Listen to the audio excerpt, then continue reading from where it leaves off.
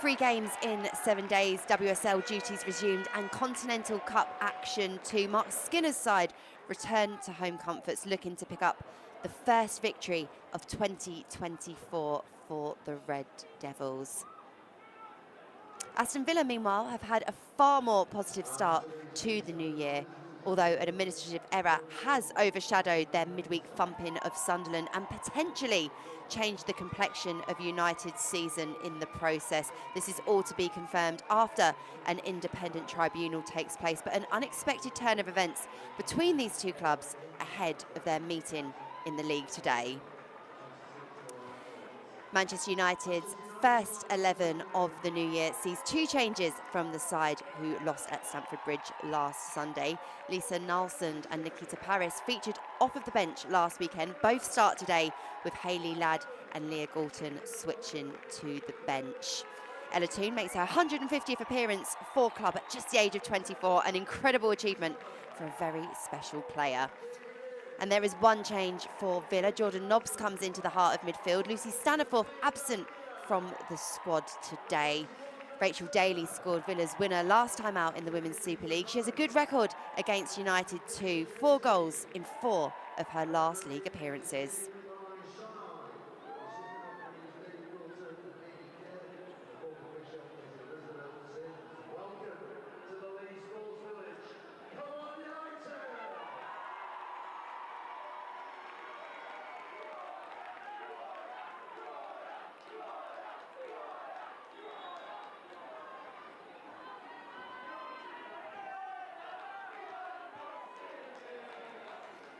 These sides met on the opening day of the season, and there were plenty of highs and lows on that day. United edged the match late on. Will we see as close a contest this afternoon?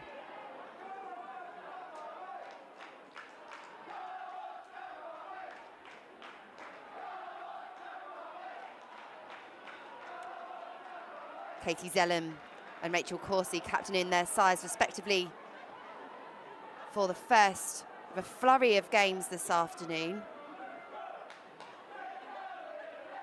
A big 90 minutes ahead for Manchester United. They suffered defeat against Chelsea, followed by a narrow 2-1 loss against Manchester City in the Conti Cup. How important could Ella Toone be, receiving hugs and high fives from her teammates? In her pre-match interview, she said she had plenty of friends and family here today celebrating her 150th appearance for the football club. She will want to mark that with 3 very important points.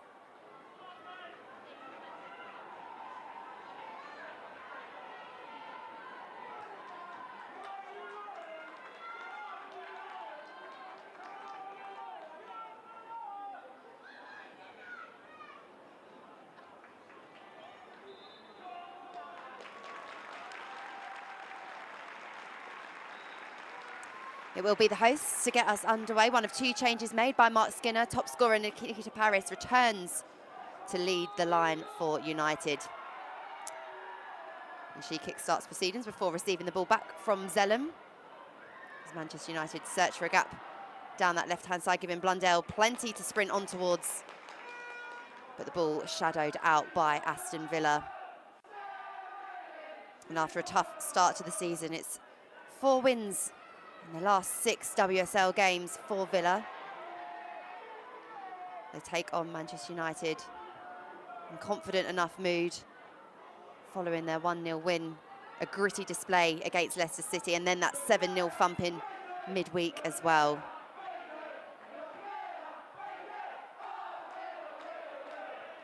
Paris with a nice turn, lays it off neatly. And United will be looking for a brighter start than the one they made against Chelsea at Stamford Bridge just 7 days ago. Really took United until that goal from Hayley Ladd to find their creative spark, and they gave Chelsea a far better contest in the second half. But you can ill afford to make any type of slow start in the Women's Super League, and it's Corsie that has possession for Villa.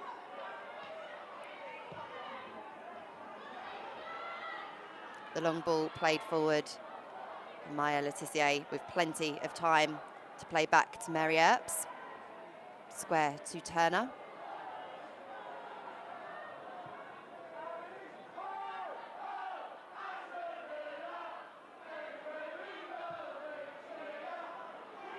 Letitia long over to that left-hand side where Garcia looks to try and create something for Manchester United. Got some red shirts around her, but equally the press from Aston Villa, who managed to carry the ball away, mailing out to that right-hand side. Lehmann over on the left and Leon on the right. As Aston Villa look to exploit the flanks, but under plenty of Manchester United pressure. Leon able to control. Daly picks up, plays it out to the right. And the cross comes in, it's a decent one. Riviere with the clearance, backed by Earps, and Turner eventually clears away for Manchester United.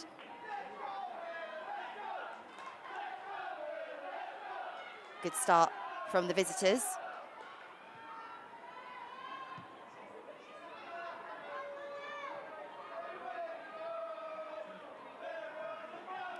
Corsi assessing her options, exchanges passes. And Blinkild-Brown now for Villa, finds Darley. That's a great cross from the French international. Such a bright, creative spark for Aston Villa. Her return from injury has been so important for Aston Villa. We have a good chance there as Rachel Daly gives a thumbs up to Darley. How many times have we seen that combination prove to be a lethal one? They have such an intrinsic understanding of one another, and it was good hustle from Mailing in the first instance. She then made the run forward as Darley whipped the ball in for Daly. Under the pressure of Letitia, just misses the target for Villa.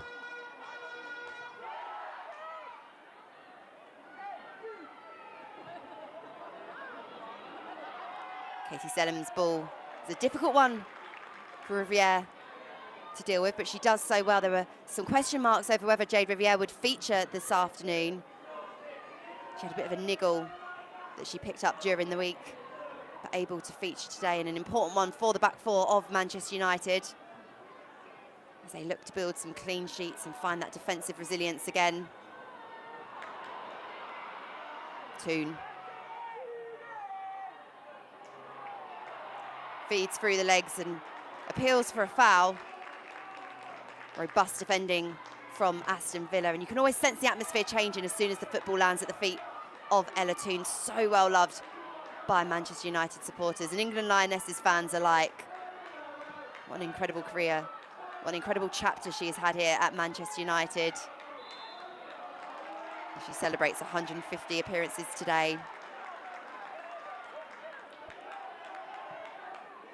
She's been so influential for Mark Skinner's side. She has 49 goals and assists combined, and should she be involved in a goal today, she will become the 50th Manchester United player, the first Manchester United player to be involved in 50 goals. Influential, and a player that Manchester United will be looking to get on the ball as much as possible as they have the throw-in over on the far left-hand side. Blundell.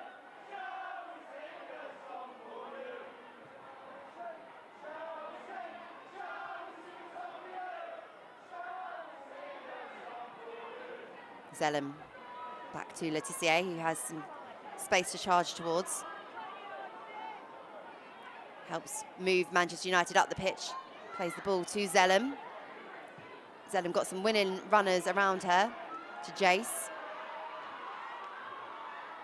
Can Manchester United find an opening down this right-hand side? Jordan Nobbs quick to the ball, and Nobbs looking to lace play together through to Lehmann. Lehmann backed by Noelle Moritz, the sign-in from Arsenal, who is at the heart of the controversy from the Continental Cup. Cup-tied, having played 3 times for Arsenal. She came off of the bench for Villa in that victory against Sunderland United, and Villa will have to wait to find out what the outcome of that is. And as I mentioned earlier, could have consequences for Manchester United as well, and potentially knock them out of the competition and remove from them the opportunity to get some silverware this season. Manchester United had the throw-in, advanced in the Villa half, taken quickly. Toon to Jace. Good work by Lehmann, but Manchester United able to keep possession under some pressure. Letitia squares to Turner.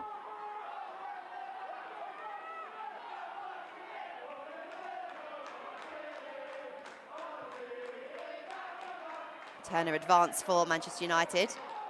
Looks to play a neat ball through to Garcia, who doesn't get there on the first attempt, but does the second. The cross comes in for Manchester United, and that is the opening goal. Nikita Paris breaks the deadlock. Manchester United's top goal scorer returns to the starting 11, and that is exactly why. Clinical finishing from the home team. Manchester United 1, Aston Villa 0. You felt like Aston Villa had dealt with the danger initially, but Garcia putting Villa under enough pressure to sloppily give away possession, and it's a fantastic delivery in, a glancing header from Nikita Paris. A little bit against the run of play, United take the lead after just 7 minutes. Question marks over the Aston Villa defending. They'll certainly be really disappointed in the manner in which not only was that cross able to come in, but Paris was able to nod towards goal. So untroubled. Paris on the ball now, finds Jace, who charges forwards for Manchester United. Good defending by Rachel Corsi. Nice battle unfolding over on that side of the pitch, and now Lehmann can try to carry the ball. Good defending from United. Some really good individual 1v1 battles all over the pitch.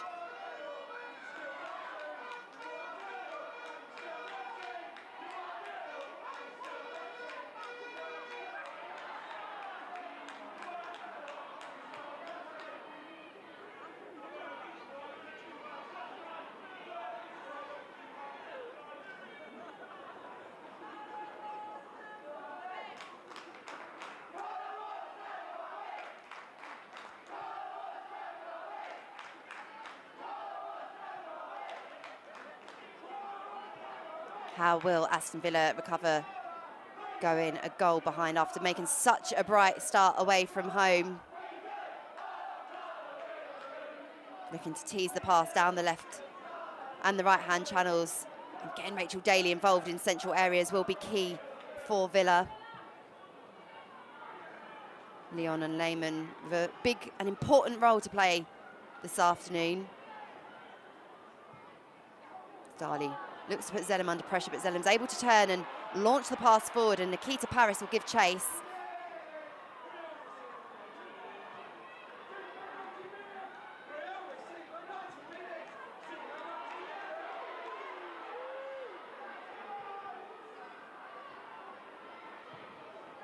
Ball comes in. Another testing one for Aston Villa to have to deal with. And the line stands firm and stands strong on this occasion. Manchester United looking to go direct, and they make those advances into the final third, and to good effect so far. 10 minutes on the clock. Manchester United 1, Aston Villa 0. 6 points separate the two in the Barclays Women's Super League. United 7 points off of the top 3. Some big games happening in the division as well, which will have a huge impact. Whilst for Aston Villa, the rumour mill was swirling after their poor start to the season as to how long could Carla Ward continue, but backed by Aston Villa supporters, it seems like Villa have turned a corner. 7 points off of bottom spot.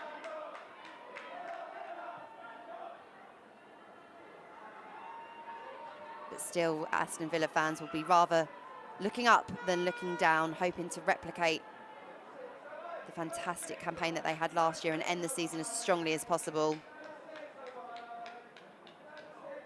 You can see Carla Ward in shot by the halfway line as Aston Villa take the throw in, relaying some instructions to her players as they search for an equaliser here. And Aston Villa have a decent record on the road. They've won 8 of their last 12.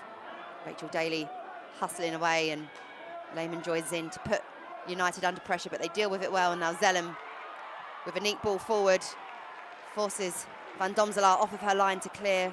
The Aston Villa goalkeeper doing really well and hadn't conceded a goal, Aston Villa, since the 13th of December and had kept 4 clean sheets in a row in all competitions. So we'll be bitterly disappointed in the way that Manchester United were able to manufacture their opening.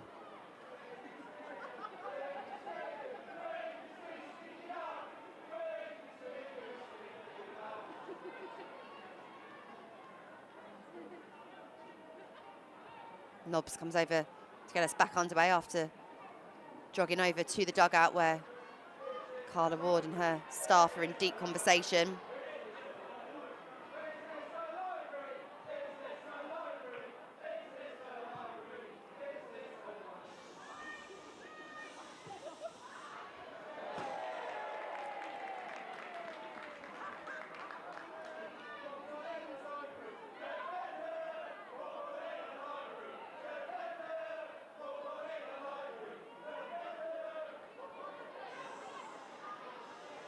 Riviere getting in line with the referee to take the throw-in for Manchester United.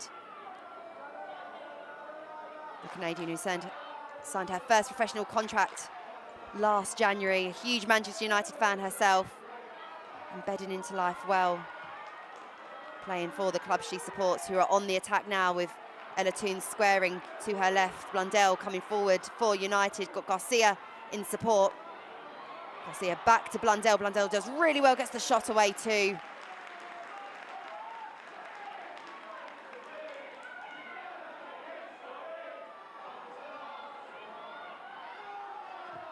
Moritz doesn't see any options in front of her and expresses a little bit of frustration as well as Jace comes over. We'll see a replay. Some nice build-up play of Manchester United so far this afternoon. Garcia and Blundell linking up nicely. Blundell getting a boot, switching up feet, getting the shot away. But Villa had it covered. Van Domselaar's inside post, well seen, and gratefully the ball into both gloves.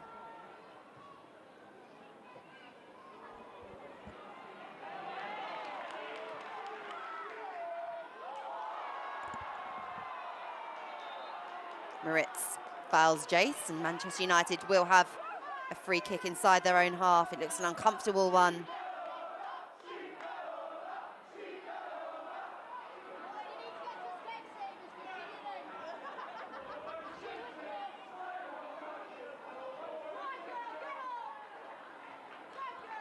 The Brazilian winger signed from Barcelona has added some real spice to Manchester United's frontline options, as we're going to see now the referee have a word with Moritz.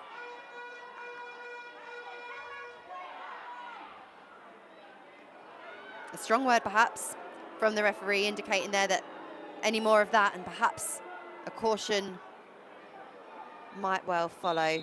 Moritz signed a 2.5-year deal with an option of a further year. The Swiss international hoping to bolster the back line and bring with her all of her winning pedigree, not only from her time at Arsenal but from Wolfsburg as well. United slotting into a bit of a rhythm again. They have their 1-goal advantage as Riviere looks to skip over the challenge from Lehmann. Lehmann too will receive a word from the referee. Captain summoned over as well.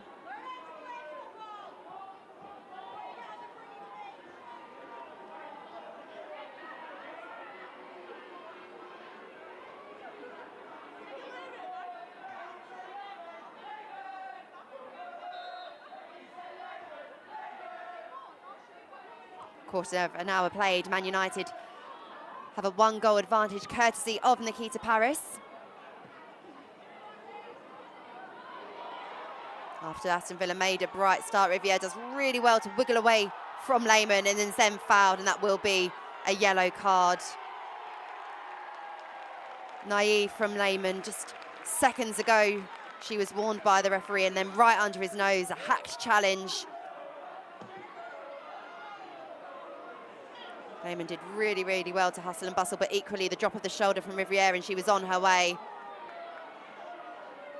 the easiest decision of the afternoon so far for the referee.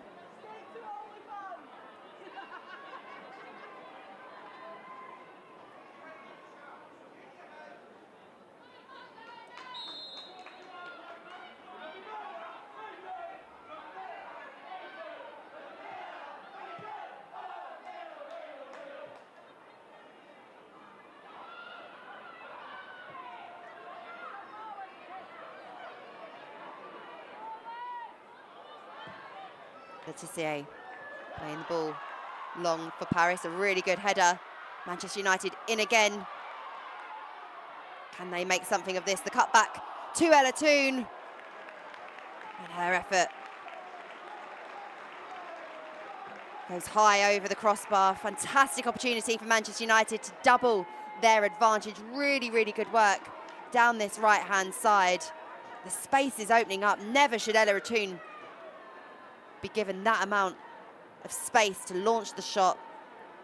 And Aston Villa can breathe a sigh of relief that on her 150th appearance for Manchester United, Ella Toon didn't quite take that invitation in front of goal.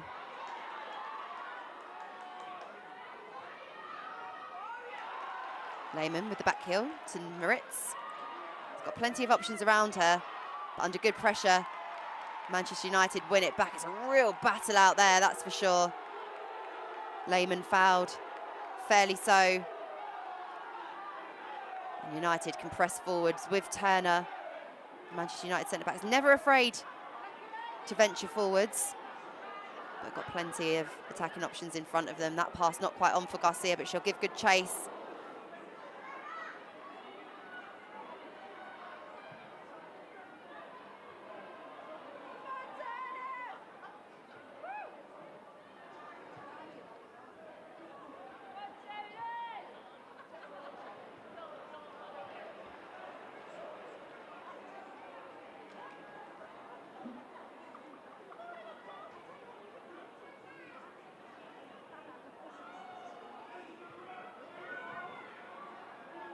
Toon with the turn to find Letitia. On the edge of the circle, feeds it out to the right-hand side.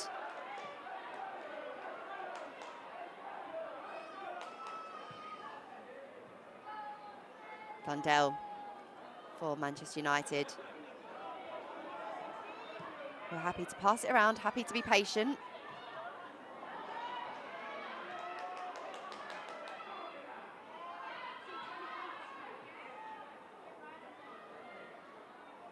Corsi, skipper for Villa, who under pressure, still happy to pass it across the back line. And then eventually, Van Domselaar clears, and Lehmann appeals for the throw-in. Referee advises otherwise. And Rachel Daly just ushering her teammates to come up the pitch as Villa drop deeper and deeper. And Manchester United keep probing and probing.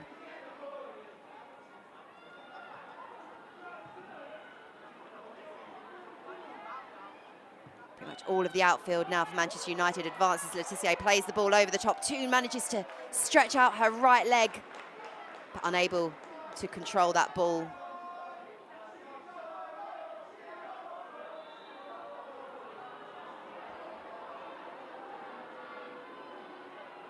As Aston Villa's goalkeeper goes down and will require some treatment, as we see every so often in the women's game. It allows both sets of players to go over to their respective dugouts to receive some instructions, and Mark Skinner will certainly be the happier of the two managers after 20 minutes, not only because his side have the advantage, but the manner in which they've just been able to exert some more authority and control on this encounter.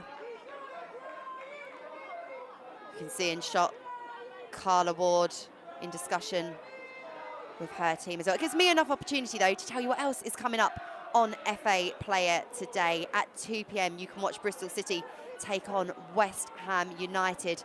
There is also another 2 p.m. kickoff, a massive game between Tottenham Hotspur and Manchester City. City, the side that beat United in the Continental Cup. We also have some championship action coming your way as well. Sheffield United versus Southampton, a massive game in what looks to be a very, very competitive second half of the season in the tier below. Yesterday we saw Chelsea extend their advantage at the top of the Barclays Women's Super League, courtesy of a fantastic second half display against Brighton. Lauren James on the score sheet yet again.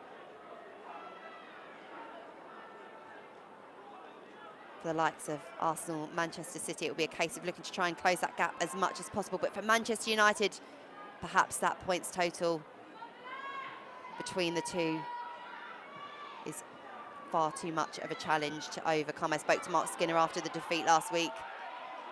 He refused to say it was impossible.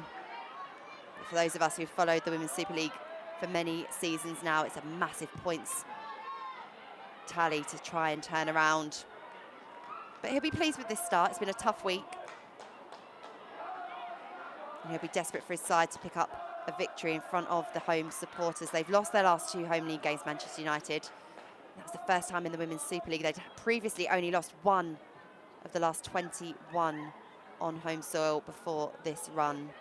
Plenty riding on today's game.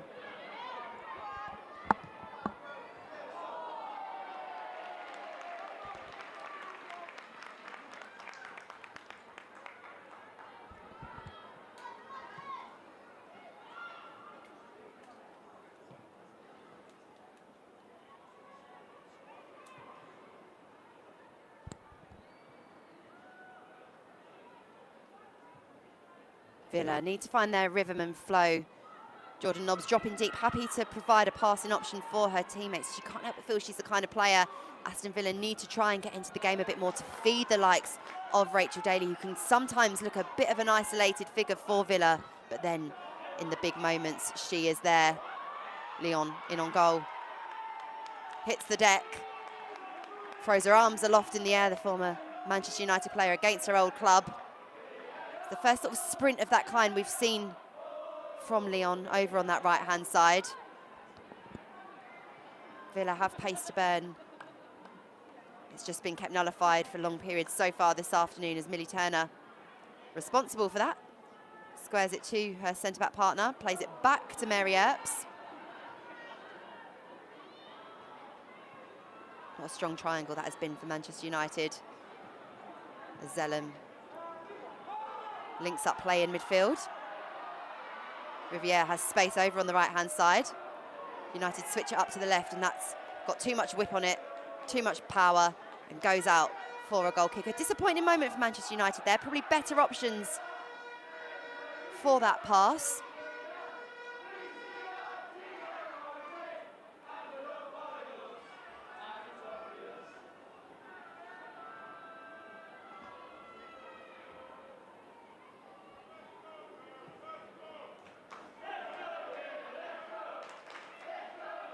UAE supporters getting right behind their team, trailing a 1-0 here at Lee Sports Village. They've played a huge part in helping Aston Villa through the tougher times of the season. It was a really, really unexpected start to the campaign for Aston Villa. 5 losses in a row, including some narrow defeats against top 4 sides like Arsenal and Manchester United, then a 6-0 thumping against Chelsea, heaped the pressure on Carla Ward, but the Villa faithful stood by her, stood by the team, and they got their first Women's Super League win on the 12th of November away at Bristol City, which was followed by a gritty 3-2 victory on the road against West Ham. Can they find an equaliser here? The ball whipped in, falls to Moritz. And now Jordan Nobbs has the chance to recycle play, sprays it out to the right-hand side. Disappointingly for Villa, Kenza Dali is in an offside position. And we won't see that attacking move materialise into any more. As Katie Zellum goes over to Garcia and Blundell to have a bit of a chat about how Manchester United can perhaps shut down those opportunities that Villa have been looking to create down the right-hand side through Dali and Leon.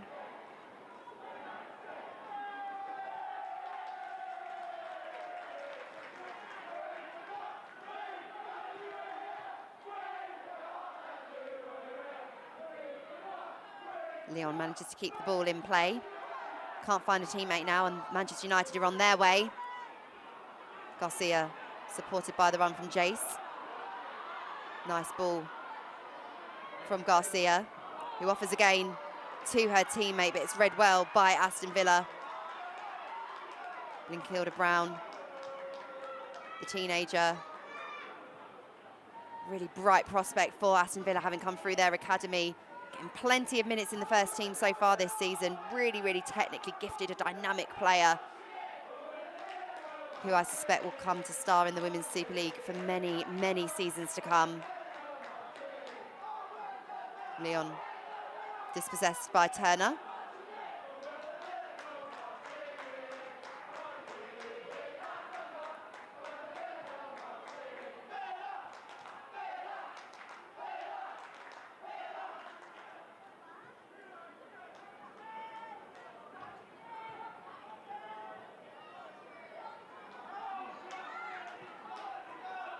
United happy to build from the back as Turner charges forwards, challenged by Daly. The ball falls kindly to Paris, the goal scorer. Her goal, the difference between these two sides as we approach 28 minutes on the clock.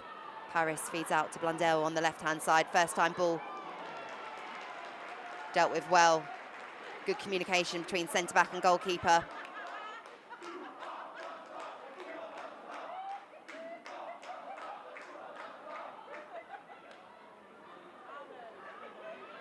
Corsi, Scottish international, trying to find Lehman. Lehman will play back to goal. Riviere putting Villa under some pressure. And that'll be something for Villa boss Carla Ward to ponder about. How can Aston Villa increase the fluidity as they look to play out from the back? Jordan Nobbs, you imagine, will be really, really important in terms of pulling those strings together for Villa.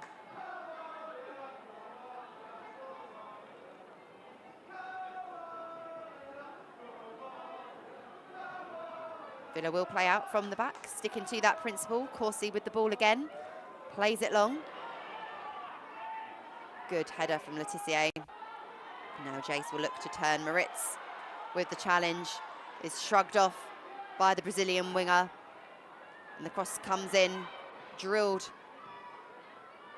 into the Villa box. And Aston Villa still under pressure, needing to clear their lines. Ball falls only so far as Zellem.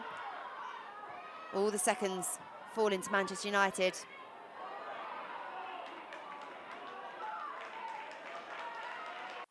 That attack fizzles out to nothing for the hosts.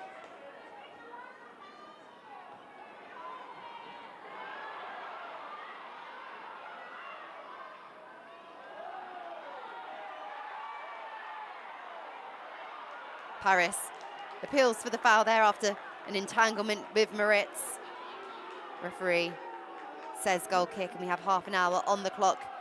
Manchester United 1, Aston Villa 0. Nikita Paris's glancing header, the difference between these two teams. It's at 4th and 7th respectively in the Barclays Women's Super League. Villa playing out from the back again.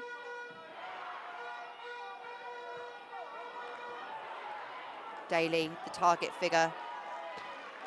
Daly wins the throw-in for her team, having to drop deep to get involved and help her teammates get up the pitch, and they had the throw-in around that halfway line. Moritz is assessing and scanning her options, eventually playing it to Daly, but it's far too easy for Manchester United to deal with. It's a bit scrappy, but Villa have the ball nevertheless. It ricochets off of the United player to Riviere, back to Mary Earps.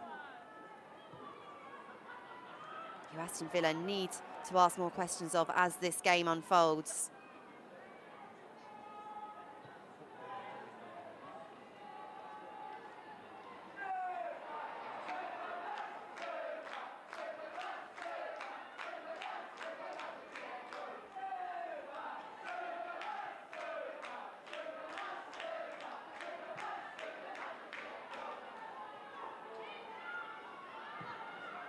Corsi to Moritz.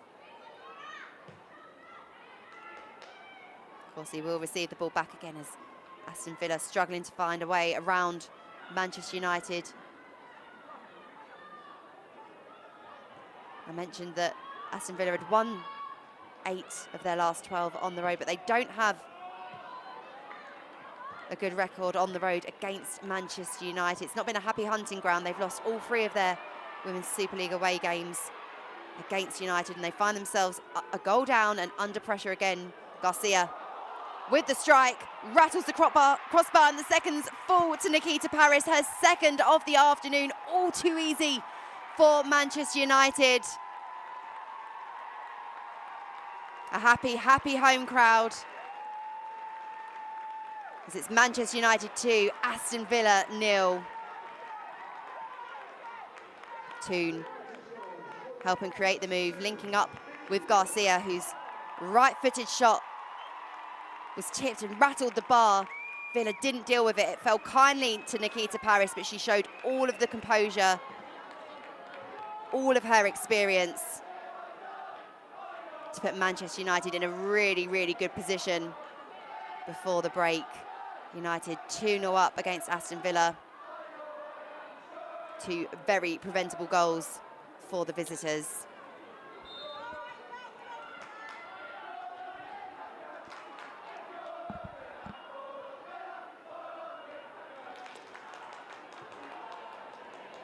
Paris scored a 95th minute goal to half the deficit midweek against Manchester City. 2 goals in the space of 33 minutes this afternoon. I think it might have some supporters scratching their heads as to why she didn't start against Chelsea. And she's in such fine goal-scoring form, the kind of form that just finds you in the right place at the right time. Everything falls kindly to you when you're in such fine goal-scoring form.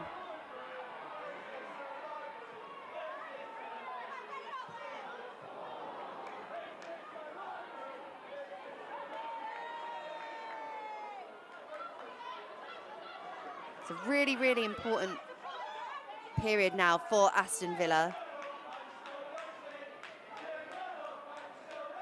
Daly trying to lead by example, as she does so often in an Aston Villa shirt.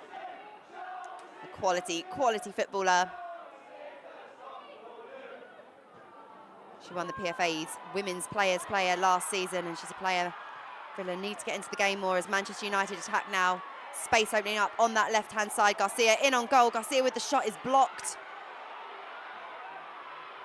Great footwork from Ella Toon. Finds Garcia again. Desperate defending from Aston Villa, throwing bodies in front of the ball and eventually clearing, but only so far as Katie Zellum. Rachel Daly scurries back to help her teammates out. Hooked forward. Paris again in on goal. The ball falling, but just enough pressure from Rachel Corsi and just about enough time for Van Domselaar to grab the ball and get a bit of control on this game from an Aston Villa perspective. They find themselves 2 goals down here. Mary Earps in the Manchester United goal. Very much a spectator like you and I for long, long periods. Can Leon make something happen? She's in a foot race with Blundell. Blundell does well to deal with that threat, and Manchester United have the goal kick.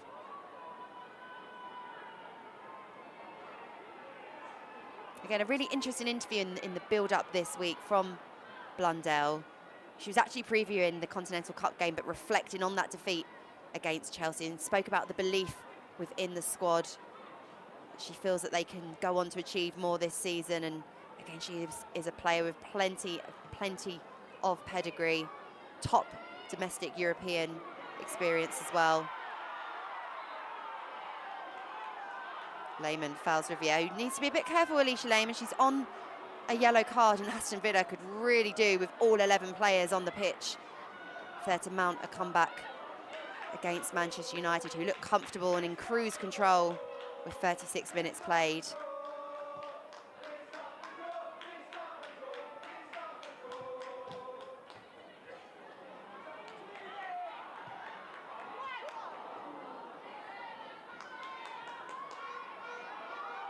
Loose from Jordan Nobbs.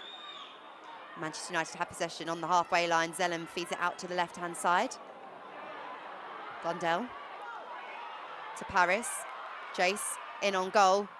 Right-footed with the shot of massive save.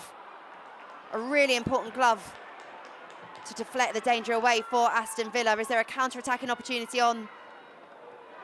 Daly, with her back to goal, finds Darley. Darley to Nobbs. Not an easy ball for Nobbs to deal with, but Aston Villa still have possession. They can commit some more bodies forward to this attack. Nobbs has Darley to her right, but also backed up by Patton. Darley now for Aston Villa. Really nice bit of play from Darley. Looking to be brave, looking to get on the ball. Leon now with the cross. It's a decent delivery. Riviere doesn't quite deal with it, but Earps is off her line to do so. Nice play there. A little snapshot of what Aston Villa can threaten with in the final third.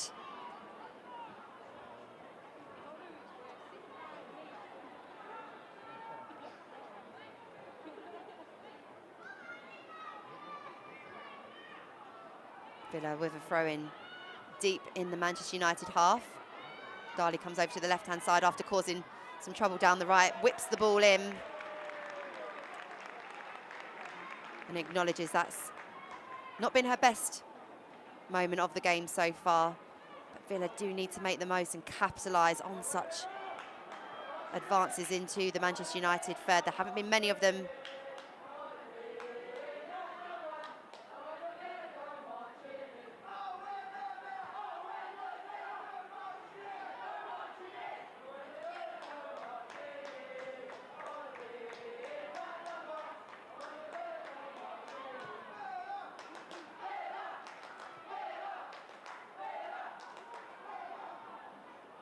United playing some nice football on a nice surface here at the Leigh Sports Village. Nikita Paris influential so far. Her 2 goals put Manchester United 2-0 up. 13 for the season for her, and the chance to take the match ball home this afternoon. Plenty of time for her to get in and amongst it, especially with the way that she's been moving this game. She's looked so sharp, so lively. Playing with a real confidence, despite not starting the last 2 games, as Jace is in on goal. Manchester United 2. Ella Toone with a massive opportunity. And it's an effort that the home crowd appreciate. Chance of Ella Toone's name around the ground. Many supporters coming out today to celebrate her 150th appearance for the football club.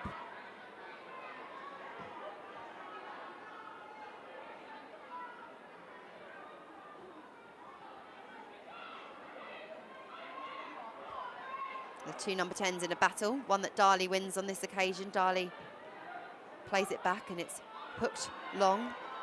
Daly with the header, but no teammates around to make the most of it, and Turner will drive forward for Manchester United. She scored a spectacular goal here earlier on in the season. A brilliant finish for a centre-back, and is always happy to get involved with the attacking play for Manchester United when they're in these dominant positions where you see pretty much all of their outfield camped in the opposition half.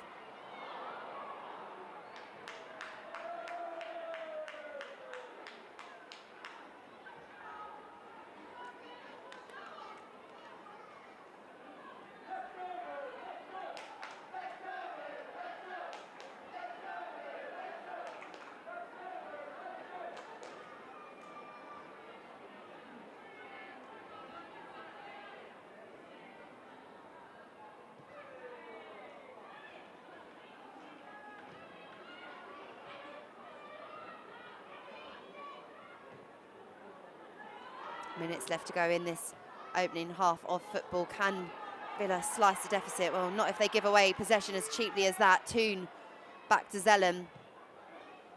Zellem out to Jace.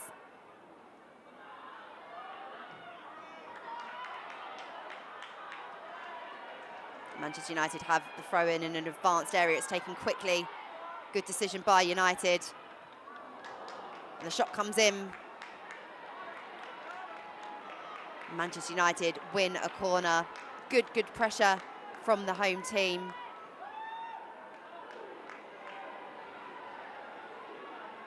And Katie Zellem, the captain, jogs over to take. Again, is such an important player for Manchester United. The only player in 2023 to win 40 tackles, win over 100 duels and create 40+ chances, as well as assist 5 goals. She has been so important for Manchester United, and she'll look to be now as the right-footed delivery comes in. Toons on the end of it. Oh no, it's Letitia, forgive me. The centre-back.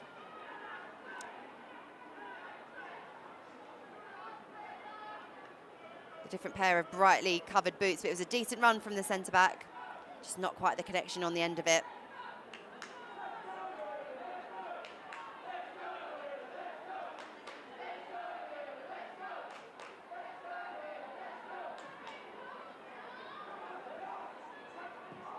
Corsi looking for Daly. Lehmann trying to chase on to the ball, but Riviere is there again. Provides some calm to the Manchester United defence as they look to mount another attack, and Garcia's fouled by Lyon. It's a good position actually for Manchester United. A chance to get those tall, imposing centre-backs involved, should they require.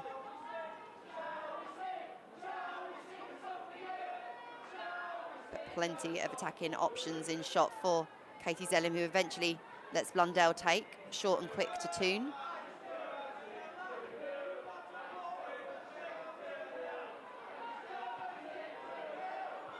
Lehmann wins possession for Manchester United. Earps is off of her line and clears for Manchester United. Good goalkeeping from Mary Earps. When you've had a relatively quiet half, it's so important to stay alert in those moments. Could have been sticky for the home team, who will be happy to see out this opening 45 minutes with their 2-goal advantage. Whereas for Carla Ward, I sense the half-time break couldn't come soon enough. The opportunity to get her team together.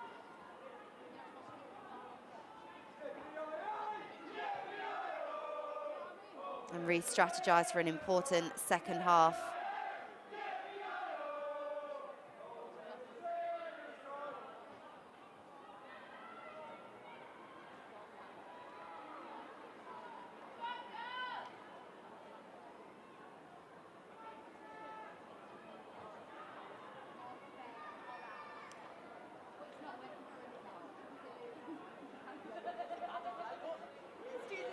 The fourth official indicates there will be 3 additional minutes to be played here of the first half. Manchester United leading 2-0 against Aston Villa in the opening encounter of the Sunday session of Barclays Women's Super League football.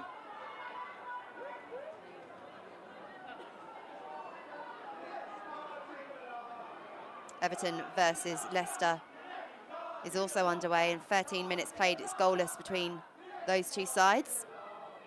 Nikita Paris's brace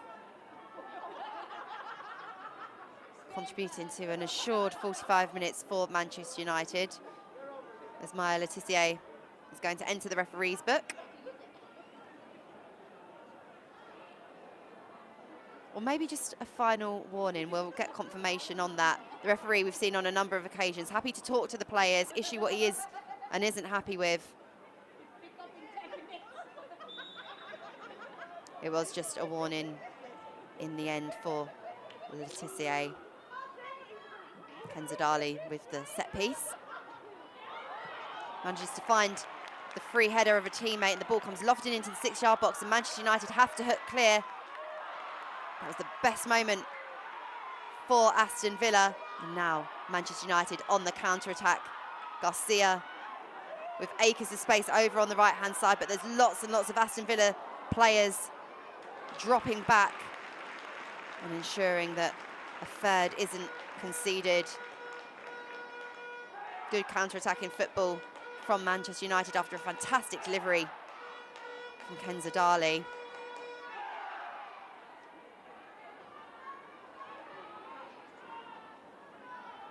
Villa continuing to play out from the back.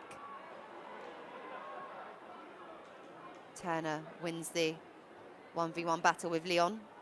Villa get the throw in.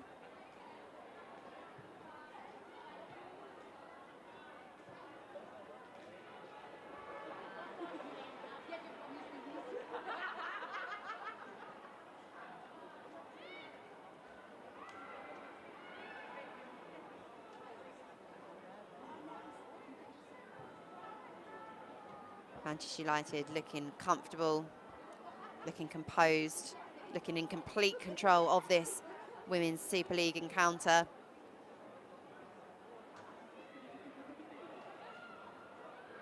And that's exactly the kind of reaction Mark Skinner would have wanted after those defeats against Chelsea and local rivals Manchester City. Always been solid in the belief he has in his squad, and likewise the players with their belief in him. There's a sign up at Stamford Bridge calling for Mark Skinner to be out, and Rachel Williams on the bench for United today was pictured asking supporters to take those signs down. It seems very much like the belief is there between the players, between the manager, the whole club as a collective unit. And we might well have seen that togetherness illustrated in a very accomplished opening 45 minutes, which comes to its conclusion on the referee's whistle. Nikita Paris, Manchester United's number 22, with two very, very important goals. Her goals make it Manchester United 2, Aston Villa 0 at the break.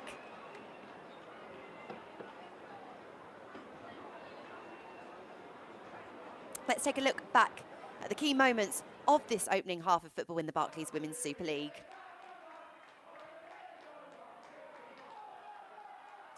After a bright start from the visitors, it was Manchester United who took the lead. A fantastic ball into the area, a glancing header from Nikita Paris back in the starting 11 for United. She repaid the faith placed in her to be in the right place at the right time. Blundell was bombing forward for Manchester United, linking up really, really nicely with Garcia. Her effort was dealt with on this occasion, but still that left-hand side proved to be a real source of value for Manchester United, who got their second as Nikita Paris, unmarked, able to finish with ease and put Manchester United in a very, very comfortable position. If it hadn't been for some good goalkeeping and some last-ditch defending, Manchester United could have extended their lead further. For Aston Villa, this was the closest that they came in the opening 45 minutes. A fantastic delivery and eventually cleared by United, who have, at the break, a comfortable advantage. Aston Villa with it all to do in the second half. Do join us after the break. It's Manchester United 2, Aston Villa 0.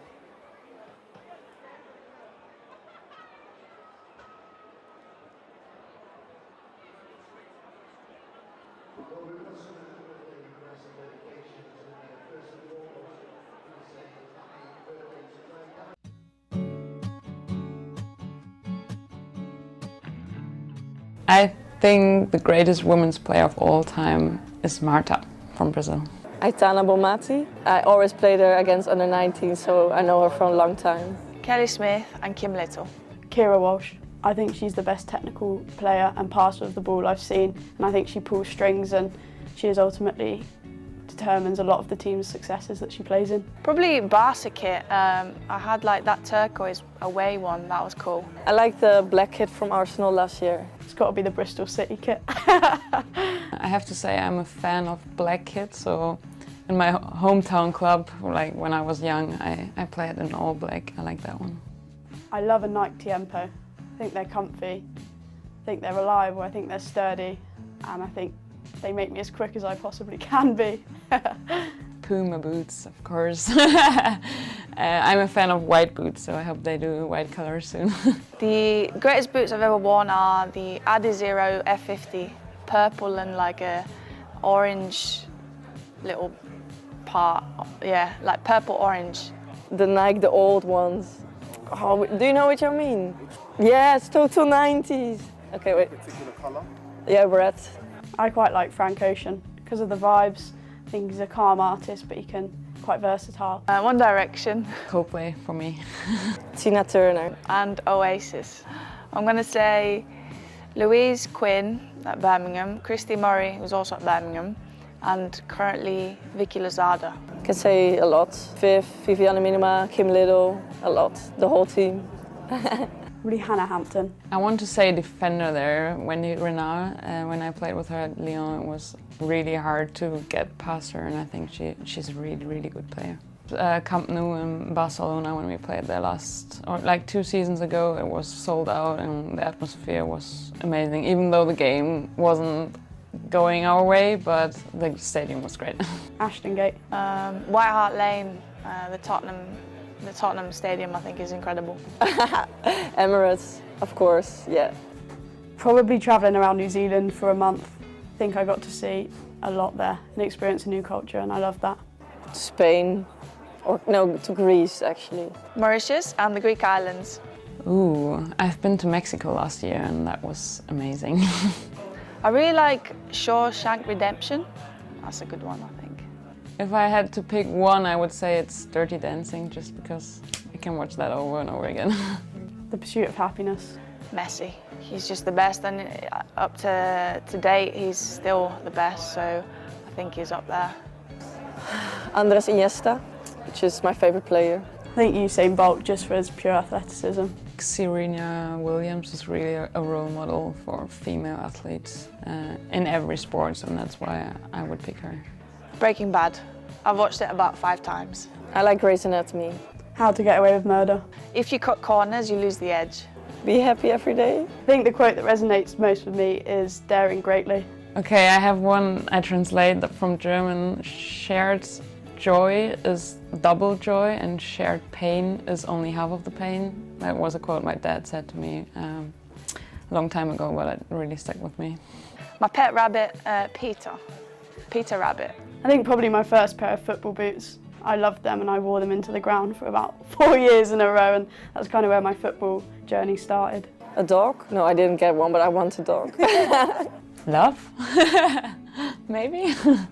A steak in Greece. I had like a well-known restaurant in Greece, so that was good. Sushi.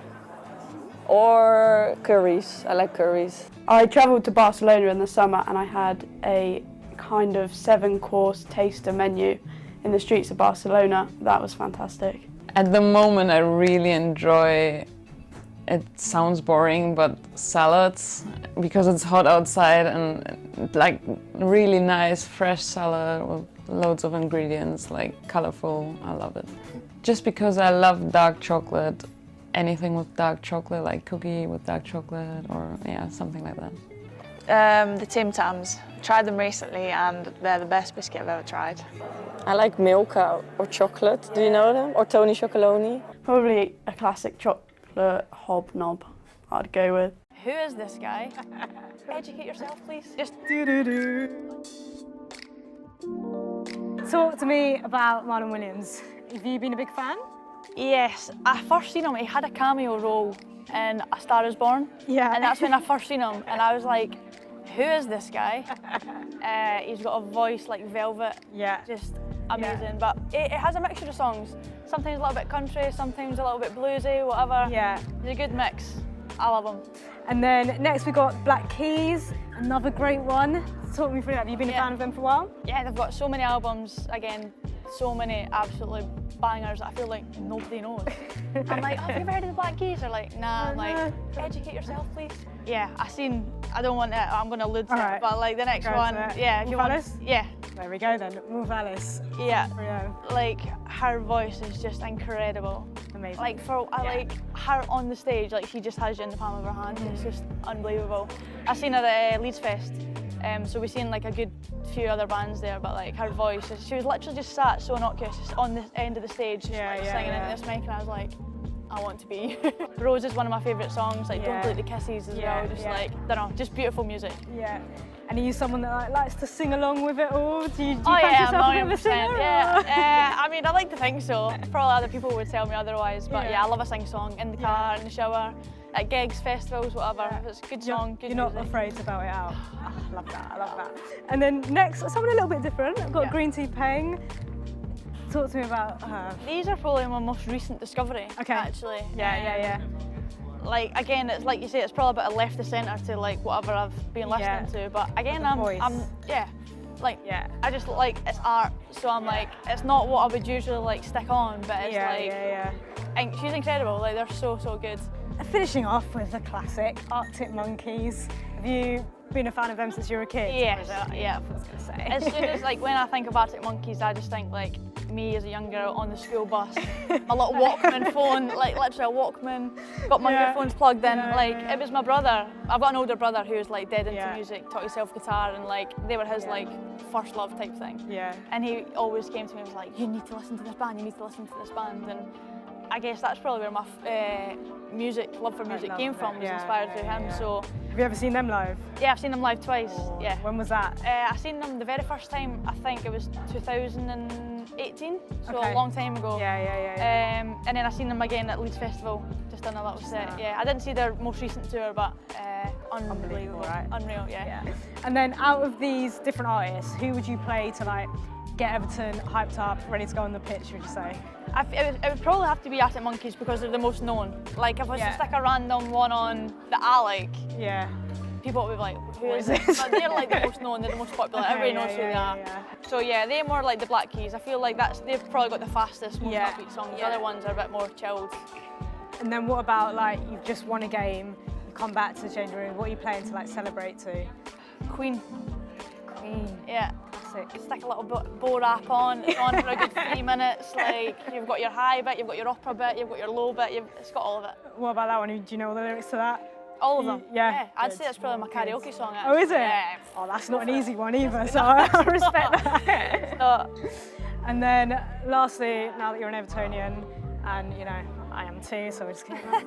But we've also got one of the best songs, Spirit of the Blues. Yes. Talk to me about that. When you hear that, are you won over now with that song? Honestly, like it's so catchy. Like you play a game and then like you could be after the game, you're just in your kitchen like making a cup of tea and you're just like honestly, you sing it, it's like so contagious. You start whistling it, somebody else is whistling it, somebody else is humming it, like.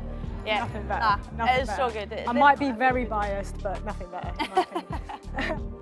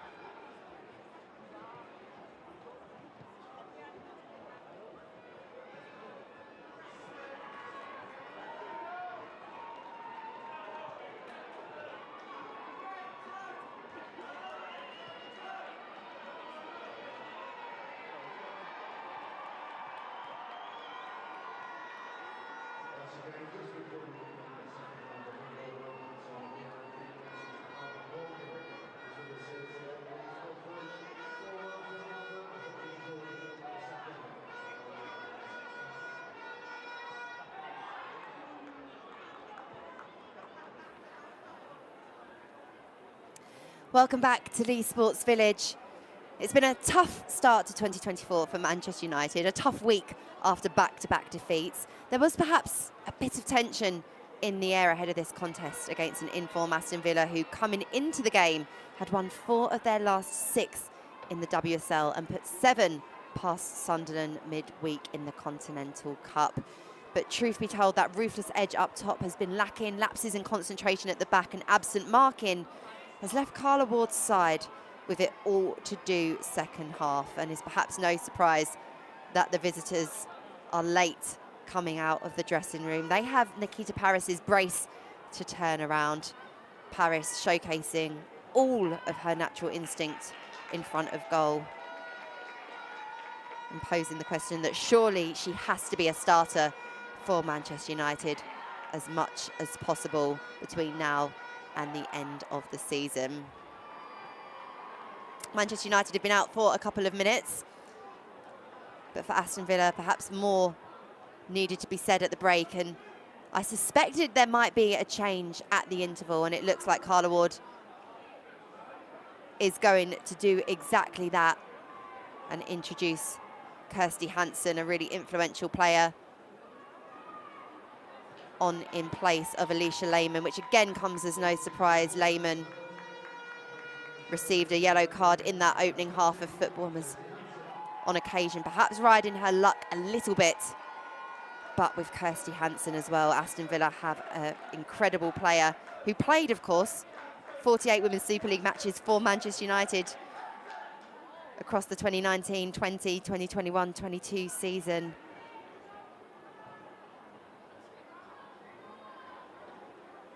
She was dismissed on the opening day of the season for a late challenge and had a great game up until that point. Can she have a great 45 minutes to help Aston Villa find a way back into this game? Villa are the only side in the Women's Super League yet to draw a game. It's going to take something monumental to draw them level, let alone go better than Manchester United, but certainly they have got levels to go to that we didn't quite see in the opening 45 minutes of football. Whereas for Manchester United, I suspect the message at the break was, keep doing what you're doing. It's loose from Villa. Early opportunity for Garcia in this second period. Jordan Nobbs, without the gloves that she was wearing in the first half, able to interfere with that, and now Leon plays it to Nobbs, back to Malin.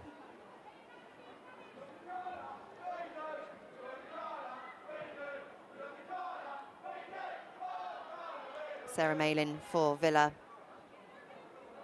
who made one change ahead of kickoff to the side that beat Leicester 1-0. Lucy Staniforth not in the squad today for Aston Villa, replaced by Jordan Nobbs, and of course that half-time substitution that I just made you aware of. Whereas for Manchester United, 2 changes. Nikita Paris coming into the side and Nisa Nalsund in midfield. Paris on for the hat-trick for Manchester United. Paris with the shot.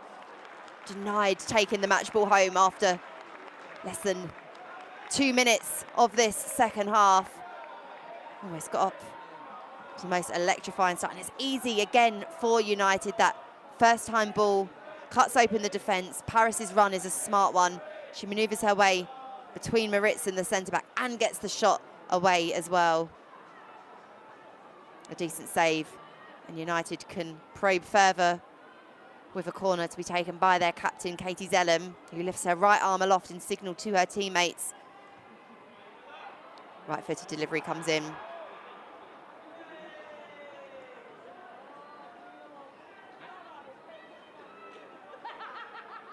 United would have wanted to do more with that opportunity. They have good form against Aston Villa. They've won 6 of their last 7 Women's Super League games and could do a league double over Carla Ward's side for the 3rd time in 4 seasons. We saw Aston Villa playing out from the back quite a lot in the first half. But that attempt to go long and give Hansen her first touches is denied by Jace, who's been really tricky down the right-hand side for Manchester United. Wins the throw-in, supported by Riviere, who will take. Tune back to Riviere.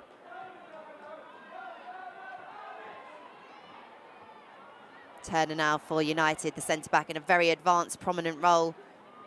Receives it back from Garcia.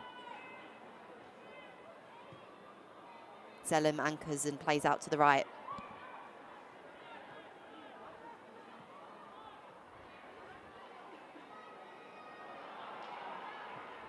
Great skill. Almost playing in Garcia, who made a neat little run. Garcia, though, still has possession, but the referee eventually blows the whistle for a foul on Jordan Nobbs. Nobbs back on her feet, hobbles off.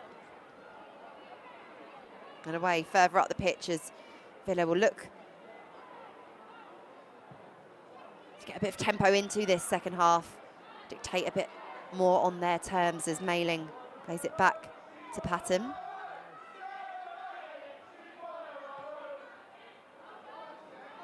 Mailing now has some space to run into. Leon's in an offside position, so the ball can't be fed there. Eventually it ends back with Patton. Darley loses it far too easily. Manchester United have the ball at the boots of Letitia. And down this right-hand side, which has been really troublesome for Villa to have to contain. Paris and Toon linking up nicely. Ella Toon scrapping away to win back possession, which she does successfully.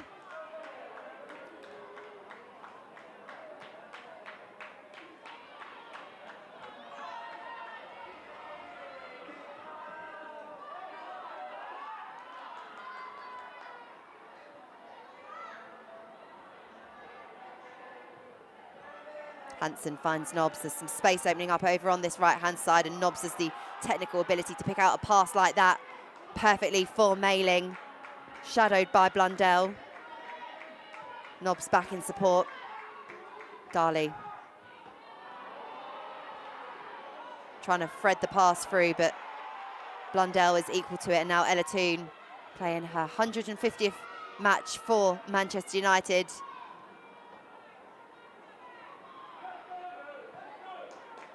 United can afford to play the game exactly at their own pace.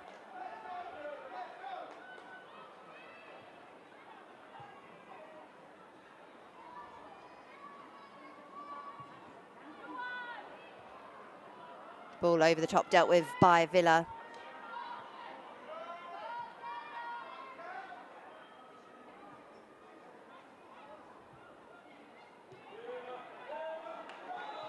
Daly with her first touches of the second half, but she comes from an offside position, which perhaps underlines the frustrations of this opening 51 minutes for Rachel Daly.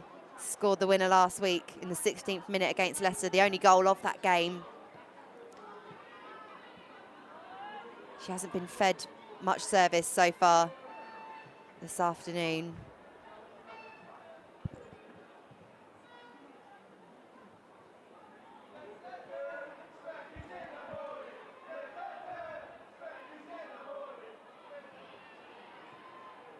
Long ball down the channel. Paris puts enough pressure on to win the throw-in.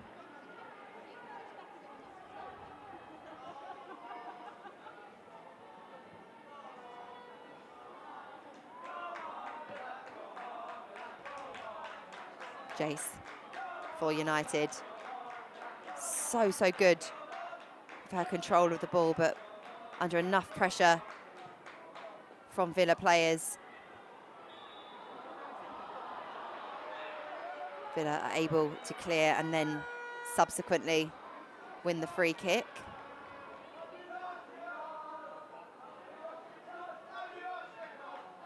There is one other game going on in the Women's Super League at the moment. They're 42 minutes into the affair between Everton and Leicester City. It is goalless there at the moment.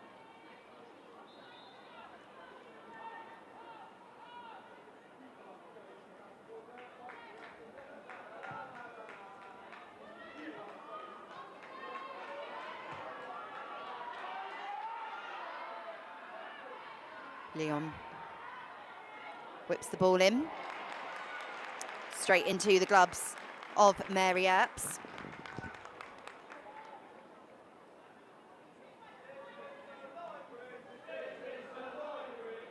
Earps has kept 4 clean sheets in the Women's Super League so far this season. She'll be desperate to add a 5th this afternoon, despite all of the talk and the rumours murmuring certainly earlier in this month around potential moves to Arsenal and PSG.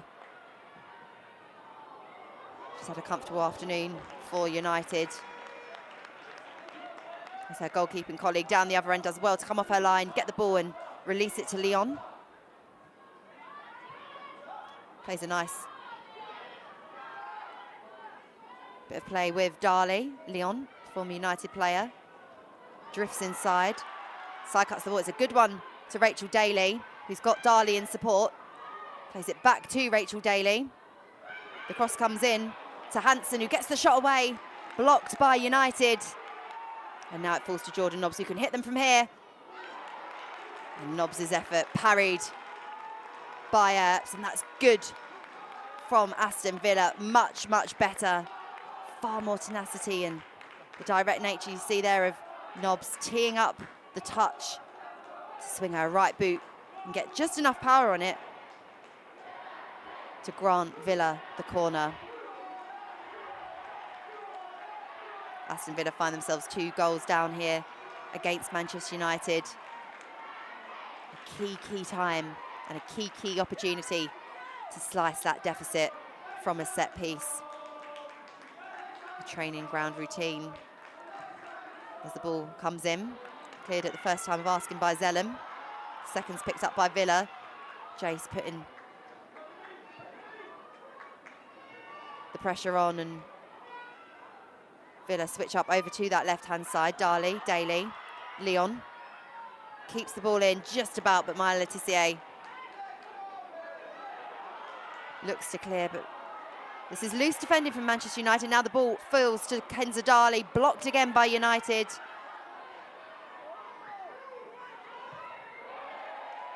Nobbs squares it. Eventually, that promising attack peters out as the strike from range goes high of Mary Earps' goal. That's just about as much pressure as the Manchester United defence has been put on so far this afternoon. Whatever Carla Ward has said at half-time has definitely had an impact in this opening 10 minutes of the second period.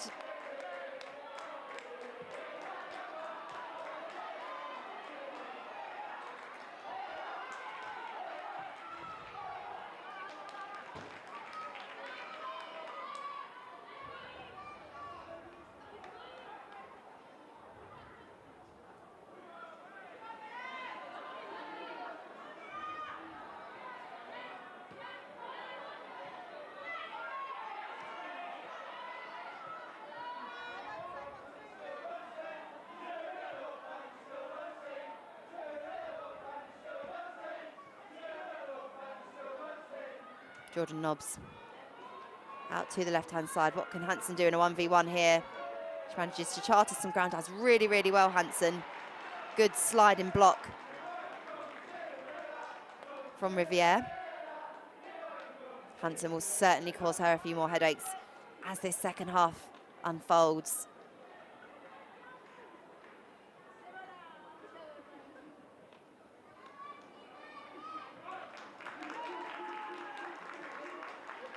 Another corner. You can see that added impetus that Hansen's brought already to the game down that left-hand side.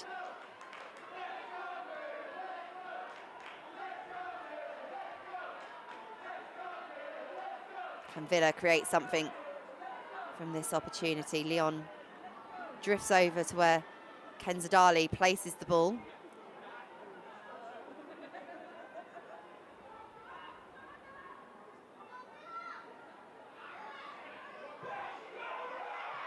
The delivery comes in, headed away by Zellem.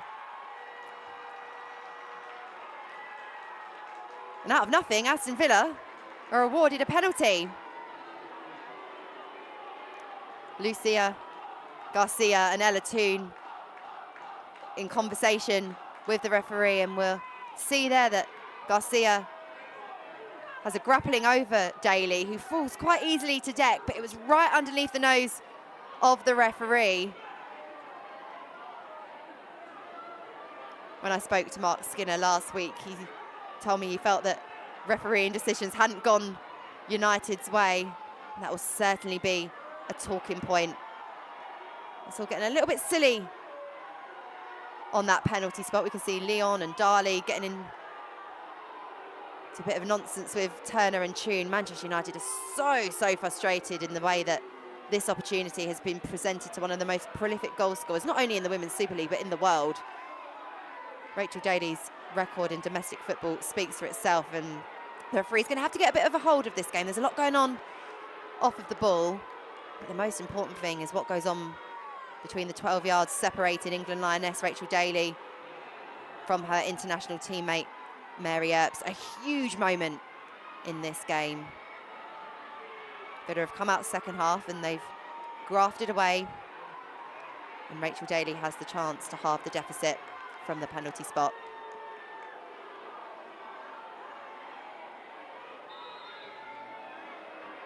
Daly steps up and puts the ball beyond Mary Earps. That is 5 goals in 5 Women's Super League appearances against Manchester United, and more importantly, in the context of this afternoon, it is very much game on. Manchester United 2, Aston Villa 1, and look at that togetherness in the Aston Villa camp. They needed a way back into this game. It wasn't necessarily the neatest. I'm sure there'll be plenty of opinions around whether the penalty should have been awarded or not, but that is a classy finish from a classy player who might just have given her team the incentive to go on and draw level in this encounter. Manchester United 2, Aston Villa 1.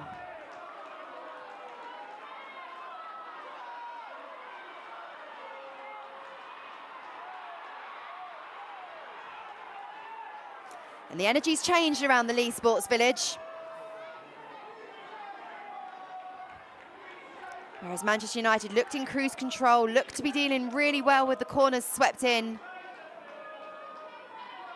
The 2-goal cushion looking less comfortable now. But United do have a set piece.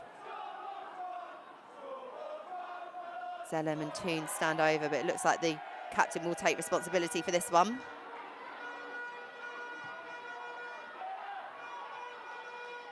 Ball headed clear by Daly, doing both her defensive duties and scoring the all-important goals.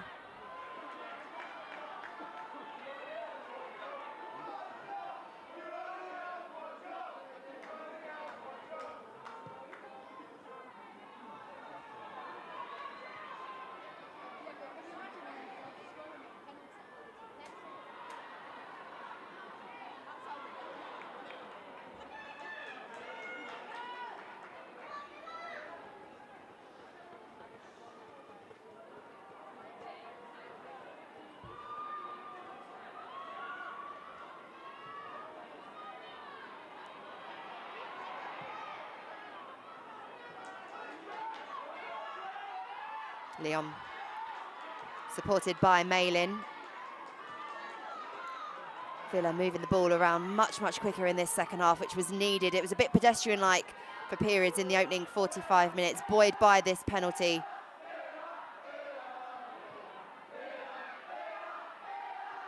The momentum has shifted and the away crowd letting their voices be heard as Daly with a great opportunity there.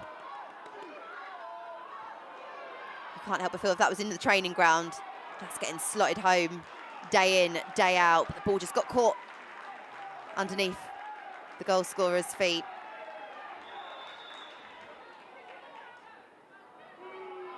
Six WSL goals for Rachel Daly so far this season. She notched 22 last season. You just see her spring to life in moments like that and in big moments like that from 12 yards out a few minutes ago. I think Manchester United fans will be livid at that penalty decision.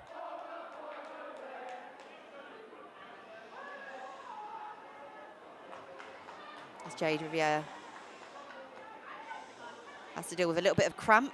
She's got her teammate Mary Earps on hand to do so and is back on her feet. I mentioned earlier on in commentary that Riviere was a slight doubt for today's game. Mark Skinner revealed that she picked up a niggle in the week and that she had a couple of training sessions to assess whether she'd be fit enough for today's game. And perhaps we're just seeing the effects of that fatigue creeping in. We've played 63 minutes. It was a close battle on the opening day of the season and it looks like it's going to be a close battle for the remainder of today. As Lyon unable to manage the ball and it rolls off the pitch.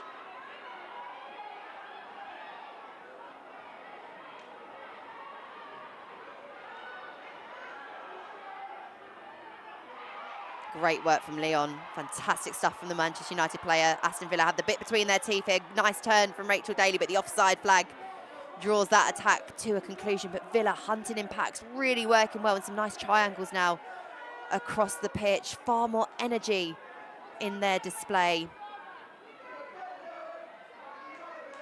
Chasing the game and chasing it hard.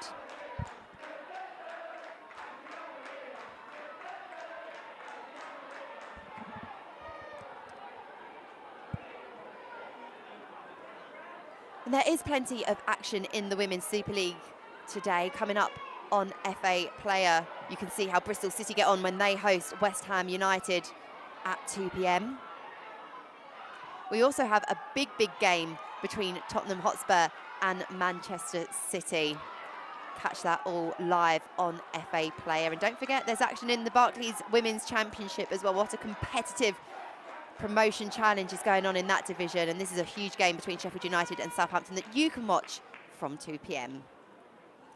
But we would love it if you could stick around for the next half hour or so and watch this exciting game unfold. At half-time, it all looked in Manchester United's hands. And on the subject of hands, when Lucia Garcia grappled with Rachel Daly, the referee saw enough to award Aston Villa a penalty, which means with 65 minutes on the clock, it is Manchester United 2, Aston Villa 1. And Villa enjoying the lion's share of possession in this second half.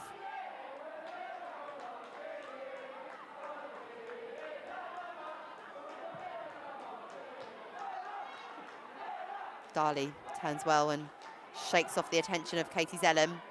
Then with a ball over the top, headed by Riviere, falls nicely to Daly. Daly looking for a pass to Lyon.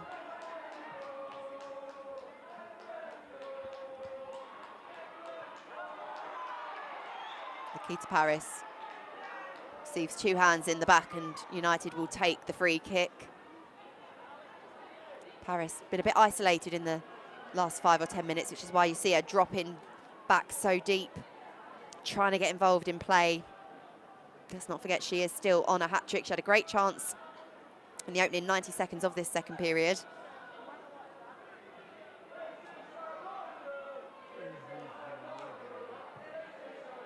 Letitia punts it forward, looking for Jace. Throw in instead for United.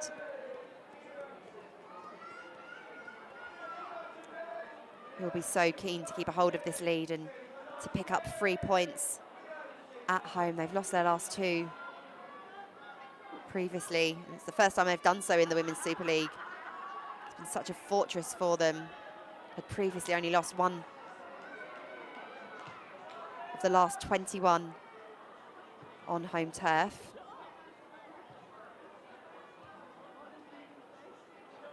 17 wins, 3 draws, incredibly impressive stuff.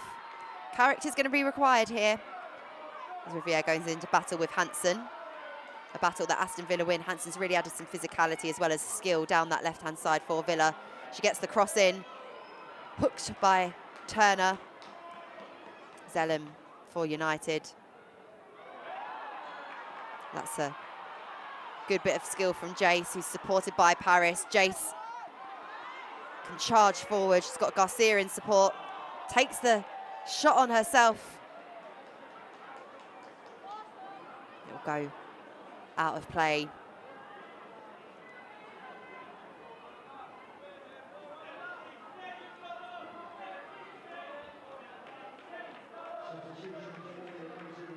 We're going to see some changes for Manchester United. Mark Skinner turning to one of his most reliable players.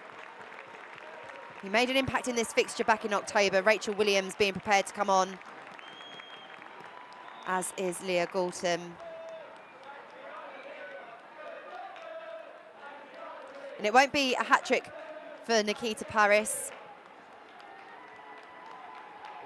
as Williams comes on to replace her. She's put in a good shift for United.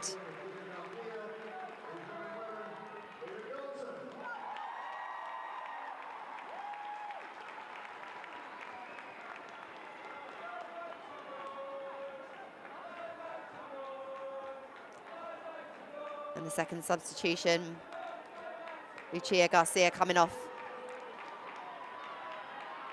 Galton in her place. Mark Skinner perhaps identifying that in this second half it hasn't been as dangerous for Manchester United coming forward, and with all that Galton has to offer in terms of pace and skill and the composure that Rachel Williams has in front of goal, Manchester United will be looking to reclaim control of this fixture. It was a game they had to fight back in earlier on in the season when Rachel Daly gave Aston Villa the lead after 76 minutes. Lucia Garcia then scoring for Manchester United, and then Rachel Williams scoring the winner on the 92nd minute. The scoreline is exactly the same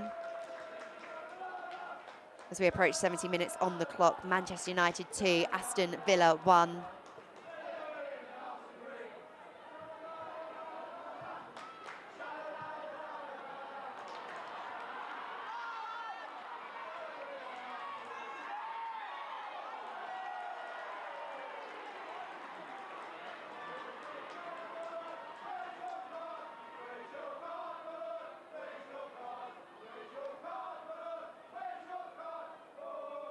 Half-time in the match between Everton and Leicester City that kicked off a little bit later than ours.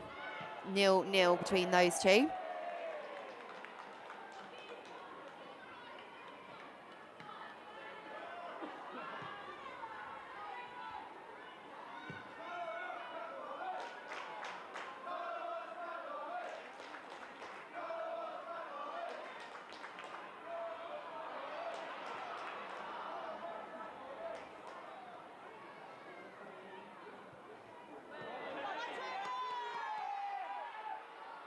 United on the prowl, looking for a third, looking to restore the 2-goal cushion that they had at the break.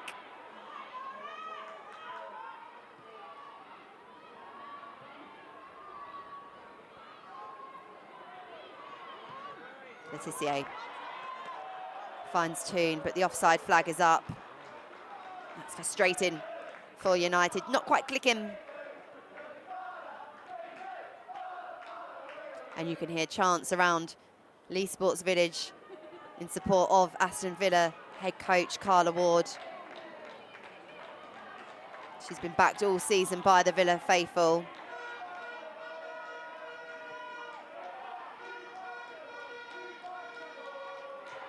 Her team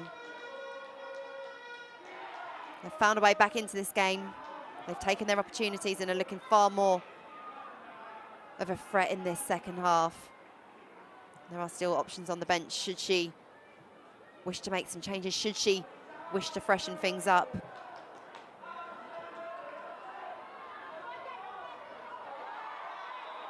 It's a loose elbow from Lyon. It brings Blundell to the floor and Lyon will receive a yellow card. Certainly had a fizz of physicality this game.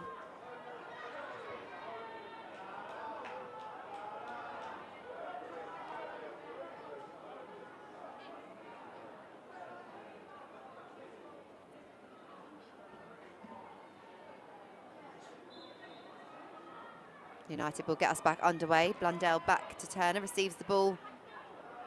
Once again, Turner in the bright lime boots. Back to Maya Letitia. Riviere now for United. Cuts back under pressure from Hansen. Decision goes the way of United on this occasion, and Carla Ward is pretty furious about it. Fourth official comes over to have a word. Ward feeling like her player simply got there first and imposed her physicality. But United nevertheless have the ball, and Riviere tries to feed it through.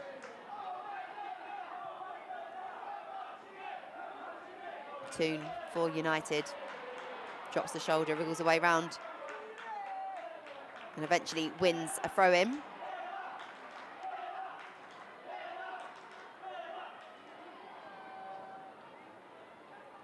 Williams for United finds Jace in an offside position. That's happened on a couple of occasions for United. Rachel Williams given the label of super sub. Because 9 of her 11 strikes have come from the bench. 4 have been match winners or equalisers after the 86th minute. 35-year-old certainly likes a late goal. Manchester United might need another as Aston Villa push for an equaliser.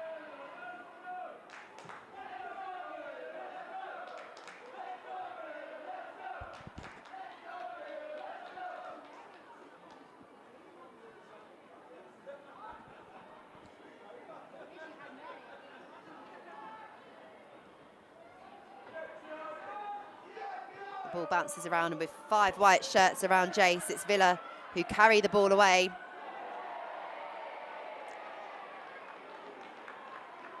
The trigger pulled by Darley. The effort fails to hit the target as Darley looks up to the skies.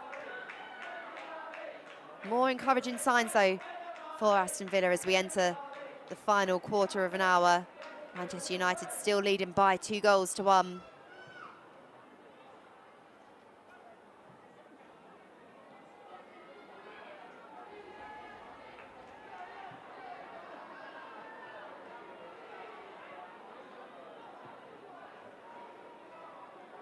Late goals have often been a feature of the encounters between these two teams, more often or not in the favour of Manchester United, who attack now down the right-hand side. Leah Galton's in the area, the cross comes in, doesn't reach Galton. Van Domselaar, alert to the danger, gathers the ball and rolls it out to her left-hand side.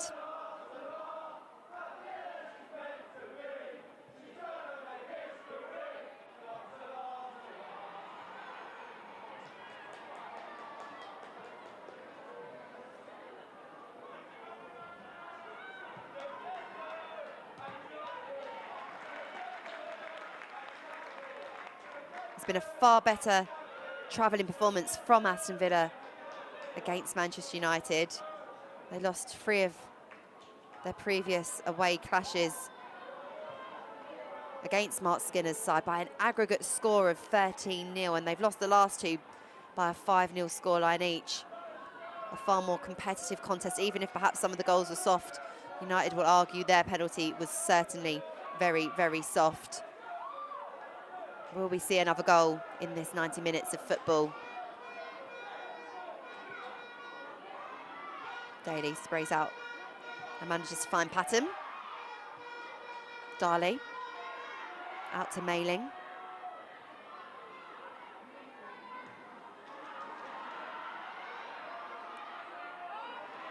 Mailing scurrying to get to the ball, but Galton has it covered, and Manchester United have the goal kick.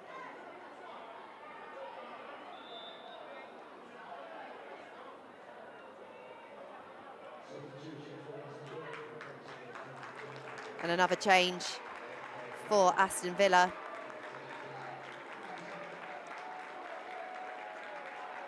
Ebony Salmon coming on for the visitors.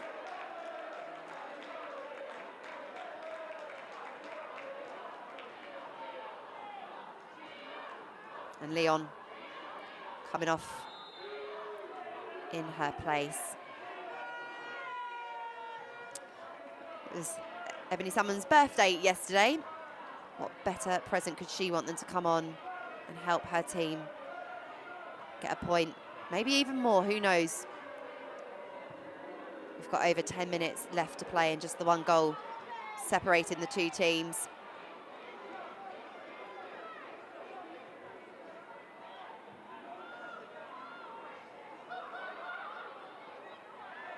Carla Ward was full of praise for Salmon in the week, spoke about how she's made her move from America to play in the Women's Super League, has been adapting, and with young players, you need to execute a little bit of patience, embedding them into a side to see the absolute best of them. I'm sure this is an opportunity that Salmon will relish to come on and make an impact from the bench for her team, who've had a far brighter second half. And they have the ball over on the far left-hand side.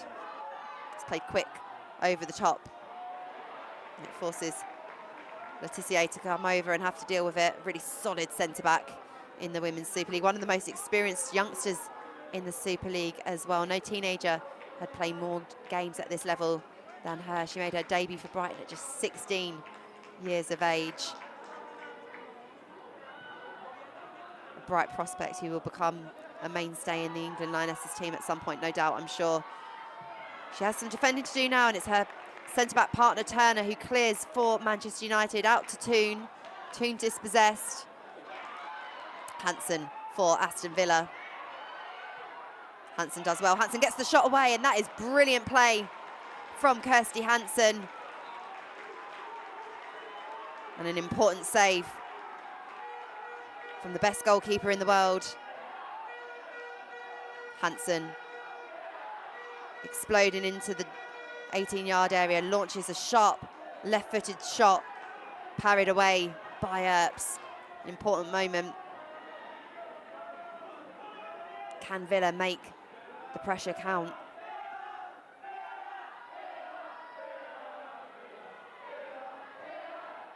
Darley. Cleared by United, but Salmon, under no real pressure, should be able to pick out Malin, and she does. Nobbs now, back to Salmon.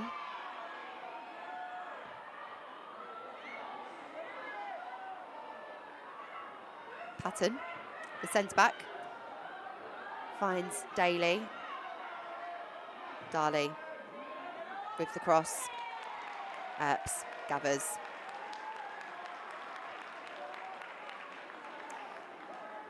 Might well use this as an opportunity to take a little bit of sting out of the game from a Manchester United perspective. Earps urging her teammates up the pitch. This is going to go long.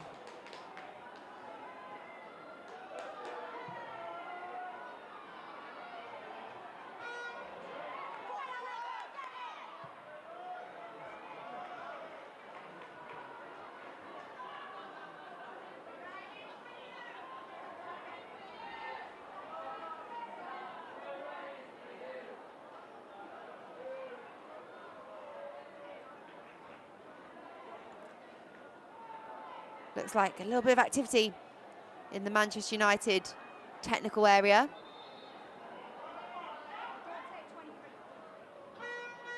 Which might well cue some more substitutions for the home team as we enter the final phases of this WSL game.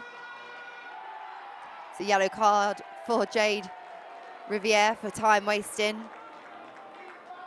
She had to retrieve the ball from the technical area, and I think all in all the referee counted up the seconds, saw them rack up on the clock, and despite the defence of her coaching staff, it's not going to take away the yellow card that Riviere has received. And the substitution we will now see happen.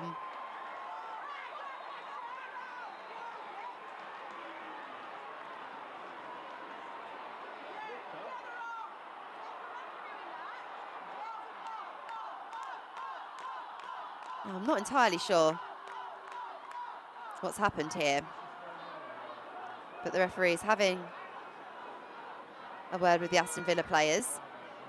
Kirsty Hansen looks to be the main individual the referee wants to have a conversation with, and eventually we'll get round to the substitution. Ella Toone will be coming off, and we'll see the return of Melvin Mallard from injury.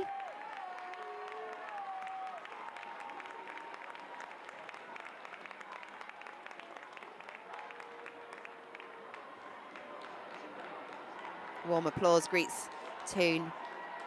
She comes off having made her 150th appearance for the club.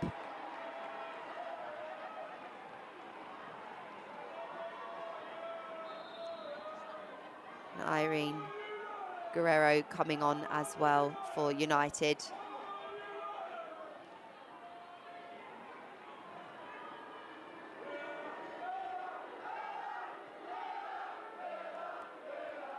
Another little odd passage of play, that. The yellow card for the throw-in, mixed with the substitutions and the conversation with Kirsty Hansen. Hopefully the game will regain its flow quickly, as Riviera goes to take the throw-in, perhaps with a little bit more speed than she would have done 5 minutes ago on that caution. Williams marked by Hansen. Williams doing really well to hold up play. Eventually, the decision goes the way of Manchester United. They win a free kick in a dangerous area, on the outskirts of the area.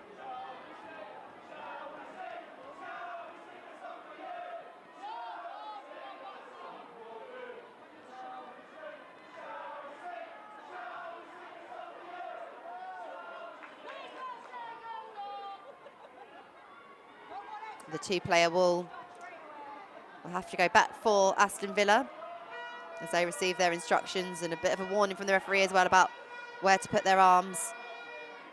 Katie Zellum to take for United.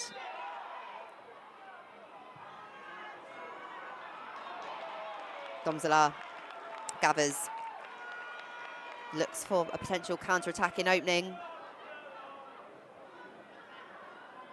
5 minutes left to go. It's Manchester United 2, Aston Villa 1. Villa trying to summon up an equaliser, putting Manchester United under pressure. As the centre-backs exchange passes, Blundell has possession for United. Galton.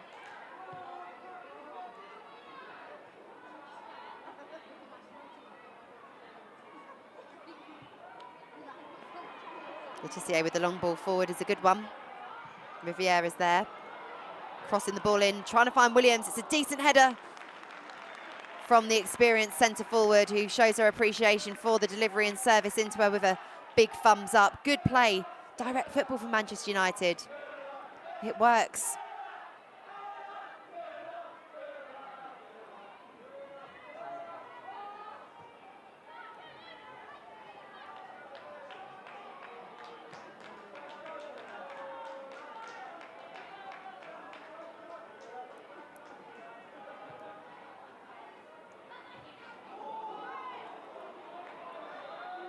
Clash of heads there between Letitia and Daly. Daly coming off the worst and will require some treatment, despite Letitia's frustration with it being a head injury. The physio's ushered on straight away.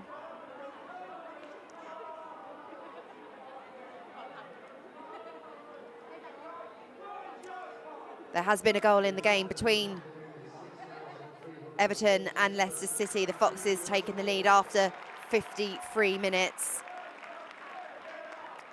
And if the scores stay the same, that would take Leicester City to 7th and see Aston Villa drop to 8th. As the scores stand. There's still a good bit of breathing space for Aston Villa from that bottom spot, which is currently occupied by Bristol City on 5 points. For Manchester United, victory today still sees them 4 points adrift of the top 3. Manchester City and Arsenal still to play and potentially extend that gap even further, and Chelsea women sit top of the Women's Super League on 31 points. And because it is such an exciting Barclays Women's Super League season, let's keep you up to speed with what you can enjoy for the rest of your Sunday here on FA Player. I mentioned Bristol City sit bottom of the division. They take on West Ham United at 2 p.m, 11th versus 12th. They've got exactly the same amount of points. A huge, huge game that you can watch live on FA Player. Also, Tottenham Hotspur take on Manchester City. City sits second of the division at the moment, level on points. They've got a superior goal difference over Arsenal. And we also have action for you in the Barclays Women's Championship. Sheffield United hosts Southampton, another big game in the division below. And that too kicks off at 2 p.m. this afternoon. A real Sunday session of women's football for you to enjoy. Mallard for United. Gets the shot away. And now Villa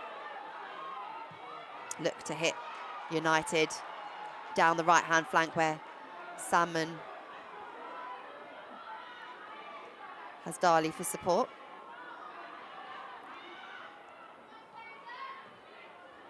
Mailing involved now as well. Salmon with her back to goal, plays it out to Darley, receives it back. Salmon with the cross headed away by Turner. This is becoming a really end-to-end encounter. Just seconds left of the 90. Some space opening up for Galton. Manchester United substitute has time to think about what she wants to do with the ball. And the shot blocked. Manchester United will have the throw. 30 seconds left. I suspect we will have a chunk of additional time.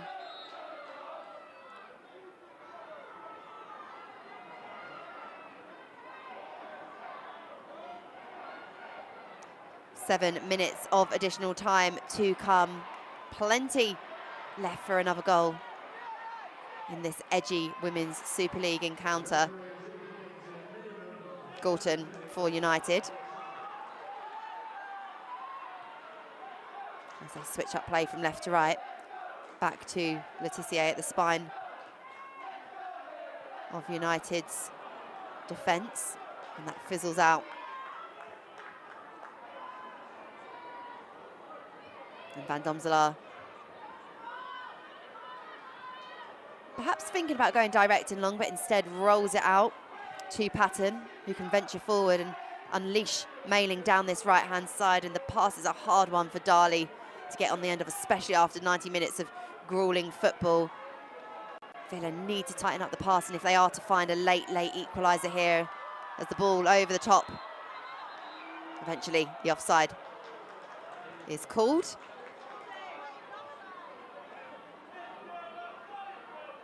Can Aston Villa end their horrible run of form on the road against Manchester United and pick up their first draw of the season? The only team in the Women's Super League yet to draw a game. It would be a valuable point on the road for Villa after a long week for both teams. 3 games in 7 days after the winter break. Hansen with a good run forward, wins a corner. Could things have been different had she started the game, perhaps? She's certainly been a bit of a game changer coming off of the bench for Aston Villa. Now, we saw a corner come to a penalty earlier on. Can it come to another goal for Aston Villa? This time, the decision goes against the visitors and their captain, Rachel Corsie.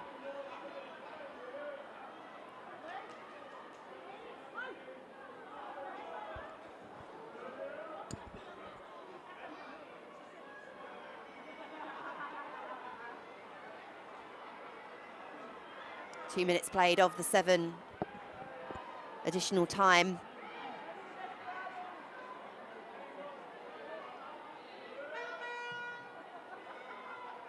Earps kicks long.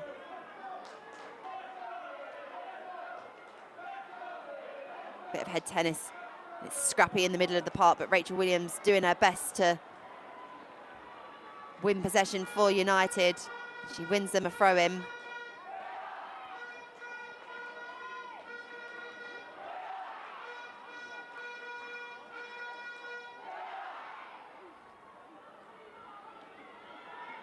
Manchester United desperate to avoid losing 3 WSL games in a row. Something that's never happened to them before in this division. That's why players like Rachel Williams have been called on to help them see out this game, help them manage proceedings, help them make sensible decisions. That's a great delivery. Galton looking to get on the end of it. Good goalkeeping as well.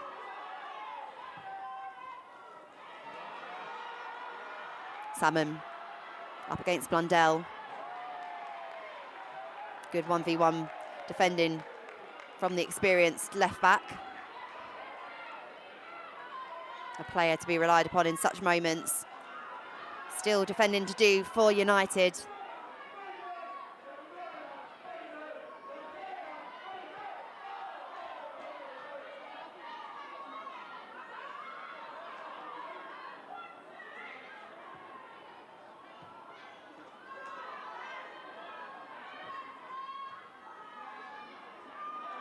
Will there be one last big moment for Villa on the attack?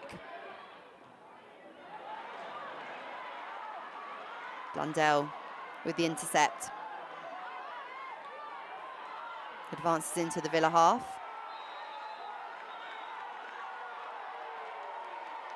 And wins her team a free kick as she invites the challenge from Anna Patton, who enters the referee's book. Fantastic play from the left back. With a game on a bit of a knife edge, it just takes away the tension, helps Manchester United run the clock down.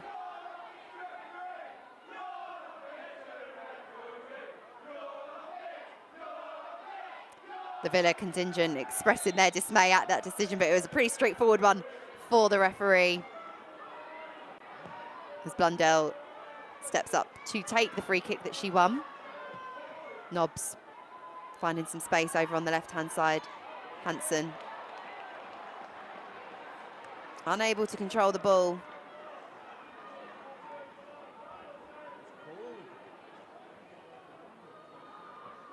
United will be grateful again just to have the ball in and around this area of the pitch. 2 minutes to see out victory. No goals in the second half for United.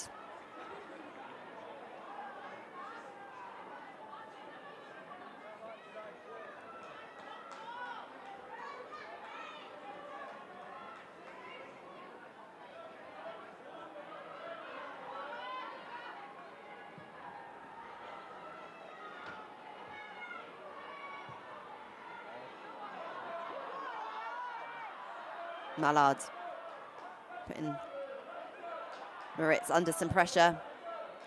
Eventually Villa clear, only so far as Zellem, who nods it back towards goal.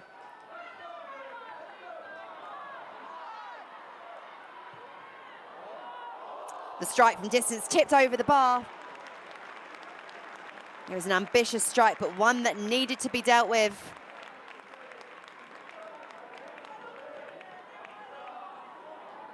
Just that little bit of space opening up, and the right-footed strike needed that contact.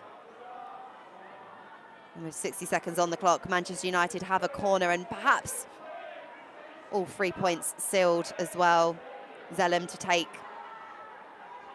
Make no mistake about it, this will be a huge victory for Manchester United after a tough week. One that perhaps says a lot about the character and resilience within their squad, particularly after a far more challenging second period. Rachel Williams appeals for another corner, despite having 3 Villa players around her. We're into the final seconds at Leigh Sports Village.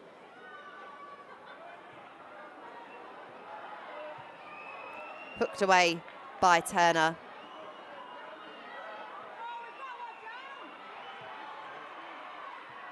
United have a player down. And there is the full-time whistle. 97 minutes of football comes to its conclusion, and Manchester United pick up their first 3 points of 2024 in front of a home crowd after being pushed by Aston Villa, who came out in the second half with far more intent and purpose. Nikita Parris's brace in the first half, enough to seal the points despite Rachel Daly's penalty in the second period. It finishes here. Manchester United 2, Aston Villa 1. Let's take a look at the main talking points of this Barclays Women's Super League encounter. Aston Villa had started the game the brighter, but it was Manchester United who took the lead. Some sloppy defending in the first phase of play, but a brilliant finish from a striker in fine form. Nikita Parris broke the deadlock with a great glancing header, nodded beyond Daphne van Domselaar in the Aston Villa goal. Ella Toon celebrating her 150th appearance, set Lucia Garcia up with this strike, the rebound falling kindly for Parris to bag her brace and put Manchester United in a very comfortable position with 33 minutes on the clock. Nikita Parris on for a hat-trick, unselfishly laid the ball off to Jace, whose strike had to be parried away as Manchester United were looking to extend their lead further before the break. As the second half resumed, Aston Villa came out with far more purpose and intent. Rachel Daly proving to be really influential in this attacking move, and half-time substitute Kirsty Hansen having her shot blocked before Jordan Nobbs struck the ball from distance, and her effort had to be parried wide by Mary Earps. A flurry of corners ensued, and then this big talking point of the match, Rachel Daly hitting the deck right underneath the referee's nose. The softer of penalties, you might say, but the referee had a very clear view of it. And Rachel Daly was able to step up and coolly slot the ball beyond her England Lioness teammate and halve the deficit. Aston Villa were pushing and pushing for an equaliser, and Hansen making a real impact off of the bench with this driving run and fantastic strike as well, which forced a decent save from Mary Earps. Manchester United just had to see the game out, and then there was this strike from distance late on that all but wrapped up the 3 points. But fortunately for Manchester United, they did all of their hard work in the first half. Nikita Parris's brace enough to see out a slightly nervier second period. It finishes here. Manchester United 2, Aston Villa 1.